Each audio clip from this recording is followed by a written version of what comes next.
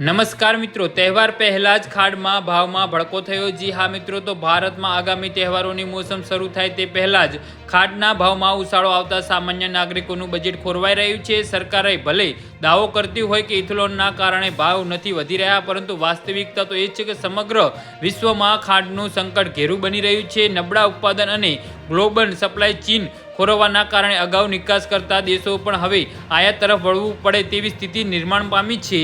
જી હા મિત્રો, અત્યારે હાલના સૌથી મોટા અને મહત્વના સમાચાર સામે આવી રહ્યા છે। તો મિત્રો, સમાચારમાં વધુ વિગતવાર વાત કરીએ। જો કે સરકારનો દાવો છે કે ઉત્પાદન ઘટાડવા છતાં નવી પિલાણ સિઝન શરૂ થાય ત્યાં સુધી દેશમાં ખાંડનો પૂરતો સ્ટોક ઉપલબ્ધ છે।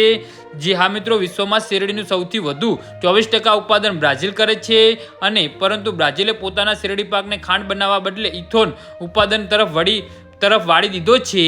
જી હા મિત્રો, તો આના વિશે તમારું શું કહેવું છે તો નીચે અમારી કમેન્ટ બોક્સમાં જરૂરથી જણાવજો, અને અમારી યુટ્યુબ ચેનલને સબસ્ક્રાઇબ કરવાની ભૂલતા નહીં। ધન્યવાદ।